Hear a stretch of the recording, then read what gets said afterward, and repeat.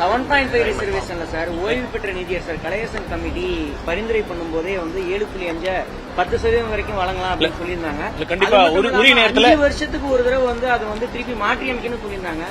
கிட்டத்தட்ட 7 வருஷத்துக்கு மேல ஆயிடுச்சு. 7 வருஷம் இல்ல 5 வருஷம் இப்பதான் இந்த வருஷம் தான் இருக்க போது. வந்தவாசியில ஹாஸ்பிட்டல்ல வந்து துப்புரவு பணியாளரே மருத்துவம் பார்த்தாங்க. இல்ல அந்த செய்தி கிடைச்ச உடனே அது உரிய அது மாதிரிலாம் கண்டிப்பா பண்ணக்கூடாது. உரிய ஆக்ஷன் எடுத்திருக்கோம். நம்ம என்ன அந்த மாத்த டாக்டர்ஸ் யாரு டியூட்டில இருந்தாங்களோ அவங்ககிட்ட நம்ம விளக்கம் கேட்டிருக்கோம். கண்டிப்பா உரிய நடவடிக்கை எடுக்கும். சார், அந்த நீட்ல தேர்ச்சி பெற்ற மாணவர்கள் இந்த ரெசிடென்சியல் சர்டிபிகேட் கிடைக்கிறதுல கொஞ்சம் பிரச்சனைகள் இருந்ததுனால மருத்துவ அப்ளை பண்ணிருக்காங்க. இளநிலை மருத்துவத்துக்கு அவங்களுக்கு என்ன சலுகைகள் இருக்கு? இந்த இருப்பிட சான்று இல்லாதனால கிட்டத்தட்ட ஒரு 25 பேர் அவங்களுக்கு அந்த மெரிட் லிஸ்ட்ல வரல அப்படிங்கிற ஒரு கம்ப்ளைண்ட்ஸ் வந்தது. இது மெரிட் லிஸ்ட் ஏன் ஐ மீன் இந்த ரெசிடென்ஷியல் சர்டிபிகேட் இந்த இருப்பிட சான்று எது கேட்கிறோம்னா பாத்தீங்கன்னா முந்தைய ஆண்டுகள்ல நம்ம தமிழ்நாட்டில் இல்லாத மற்ற மாநிலத்தில் இருந்த மாணவர்கள்லாம் நம்ம இங்க அட்மிஷன்ஸ் வாங்கிட்டாங்க அப்படிங்கிற ஒரு குற்றச்சாட்டு இருந்தனால சென்னை உயர்நீதிமன்றம் அவங்களுடைய உத்தரவின் பேர்ல தான் இந்த இருப்பிட சான்று கேட்டிருக்கோம். இந்த இருப்பிட சான்று இல்லாத அது ஆல்டர்னேட்டிவா நம்ம என்ன சொல்லிருக்கோம்னா இங்கே நம்ம 6 முதல் 12ஆம் வகுப்பு வரை இங்கே நம்மளுடைய தமிழ்நாட்டு பள்ளியில படிச்சிருந்தா அதற்கான ஒரு போனஃபைட் சர்டிபிகேட் கொடுத்தா கூட அதையும் நம்ம ஏற்றுக்கொள்கிறோம். இப்ப பாத்தீங்கன்னா இந்த வருஷம் நம்ம நீட்டோட மெரிட் லிஸ்ட்ல கூட சில நிறைய மாணவர்கள் அதாவது ஒரு 20 மாணவர்கள் போல இந்த மாதிரி அவங்களுடைய இருப்பிட சான்றிதழ் அவங்களுடைய கொடுக்காதனால அவங்களுடைய பெயர் அந்த லிஸ்ட்ல இல்லாதங்கிற மாதிரி நமக்கு வந்தது. நம்ம உடனடியாக அந்த துறை சார்ந்த அதிகாரிகிட்ட நம்ம சொல்லியிருக்கிறோம். அவங்களுடைய விவரங்களை சரிபார்த்து அவங்களுடைய இங்கேயே படிச்சிருந்தாங்கன்னா கண்டிப்பாக அவர்களுடைய பெயரும் இந்த இன்று வெளியிடப்படக்கூடிய இந்த மெரிட் லிஸ்ட்ல இடம்பெறும் என்பதை நான் தெரிவிச்சுக்கிறேன். இந்த 7.5 ரிசர்வேஷன்ல சார் ஓய்வு பெற்ற நீதியரசர் கலையரசன் கமிட்டி பரிந்துரை பண்ணும்போதே வந்து 7.5 10% வரைக்கும் வழங்கலாம் அப்படின்னு சொல்லியிருந்தாங்க. கண்டிப்பா உரிய நேரத்துல 5 வருஷத்துக்கு ஒரு தடவை வந்து அதை வந்து திருப்பி மாற்றி அமைக்கணும்னு சொல்லியிருந்தாங்க.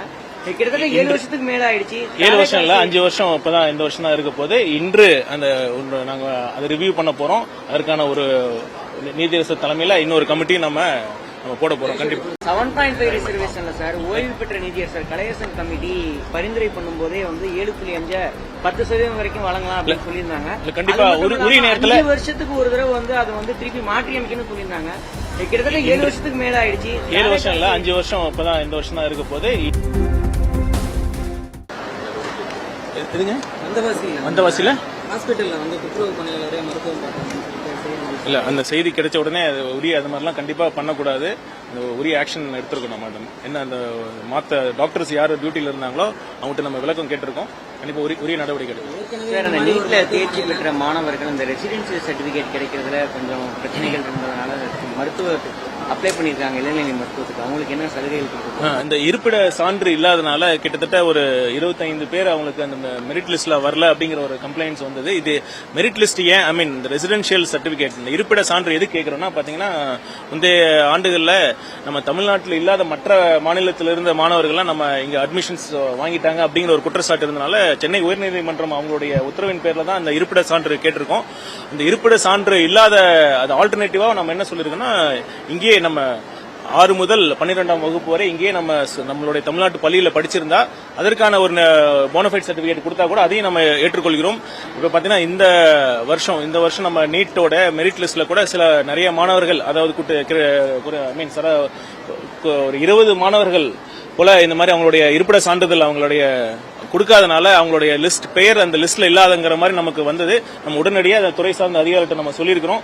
அவங்களுடைய விவரங்களை சரிபார்த்து அவங்களுடைய இங்கேயே படிச்சிருந்தாங்கன்னா கண்டிப்பாக அவர்களுடைய பெயரும் இந்த இன்று வெளியிடப்படக்கூடிய இந்த மெரிட் லிஸ்ட்ல இடம்பெறும் என்பதை நான் தெரிவிச்சுக்கிறேன். இந்த 7.5 ரிசர்வேஷன்ல சார் ஓய்வு பெற்ற நீதியரசர் கலையரசன் கமிட்டி பரிந்துரை பண்ணும்போதே வந்து 7.5 10% வரைக்கும் வழங்கலாம் அப்படின்னு சொல்லியிருந்தாங்க. கண்டிப்பா உரிய நேரத்துல 5 வருஷத்துக்கு ஒரு தடவை வந்து அதை வந்து திருப்பி மாற்றி அமைக்கணும்னு சொல்லியிருந்தாங்க.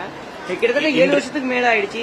7 வருஷம் இல்ல 5 வருஷம் இப்பதான் இந்த வருஷம் தான் இருக்க போது. இன்று அந்த நாங்க அதை ரிவ்யூ பண்ண போறோம். அதற்கான ஒரு நீதியரசர் தலைமையில இன்னொரு கமிட்டியும் நம்ம போட போறோம். கண்டிப்பா